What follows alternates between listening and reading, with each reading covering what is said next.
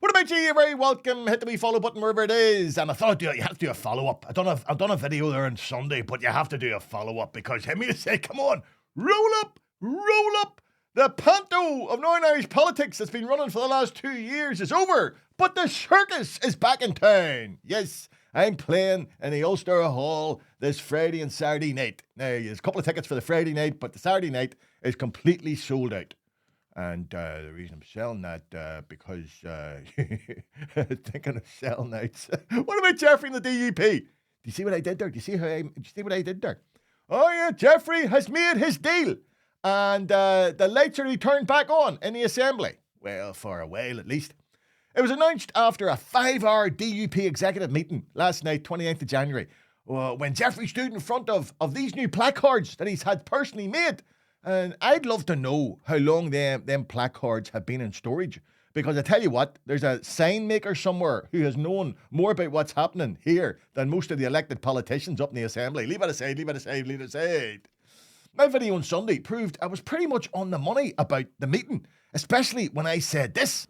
Everything hangs in the balance now, with another DUP meeting to be held tomorrow night, Monday the 29th of January, where Jeffrey is hoping to get this new deal passed by the executive of the DUP.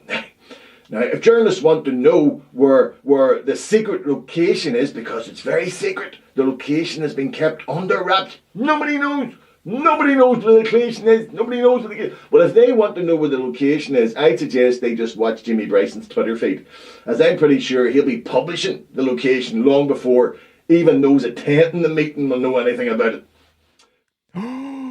Not only was the location leaked, right, but things become even more surreal when Jamie began giving a running commentary via his Twitter feed of what was happening inside the top secret meeting. Oh! When Jeffrey Donaldson was made aware that his top secret meeting was being broadcast to the world, he demanded that the PSNI in the building block all phone signals. All the phone signals had to be blocked. He was informed that was not within their remit. And so someone at the meeting then helpfully suggested that all electronic devices should be turned off. But Jimmy, to give him his credit, Jimmy pointed out that if this happened, it would impact on Jeffrey's beautiful PowerPoint presentation.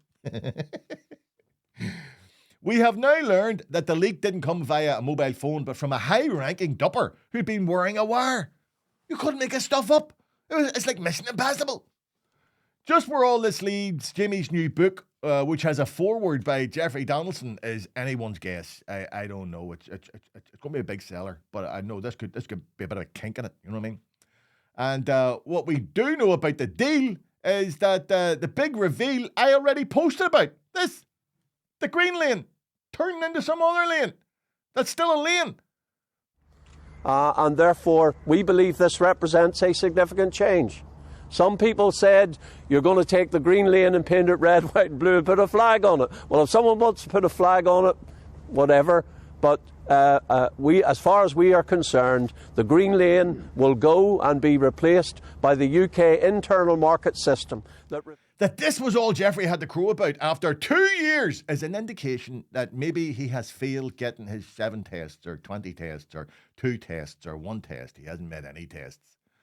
So it ended up with Jim Allister took again to the Assembly to denounce betrayal, a sellout, Lundy.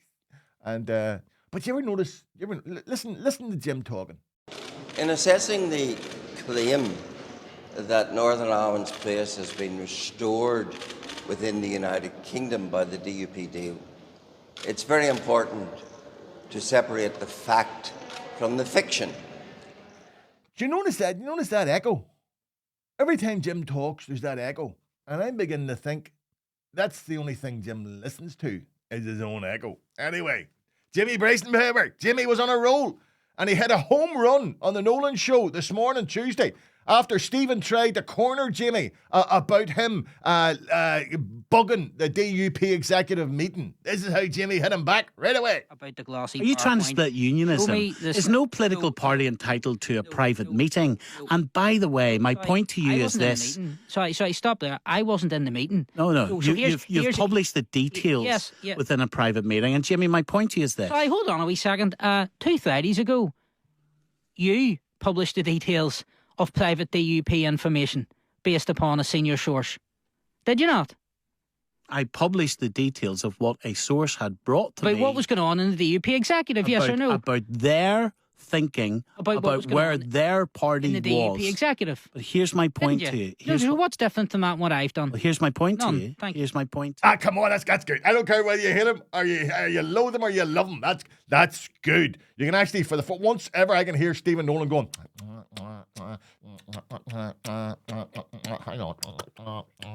That was good. That was good. And so, as so often before, we're back to the future here in Northern Ireland with the mothballed assembly up and running. How long for is anyone's guess? Personally, I'm putting my money on about a year, because that's usually how long our MLAs last before seemingly needing another extended paid holiday. The more I think about it, you know what we need? We need a strong man. We need a man of style and eloquence and elegance.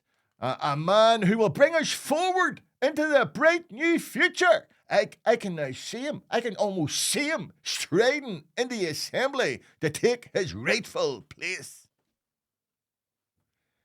Come on. I am a comic after all. Great crack. I love this. This is great crack. That's all, folks.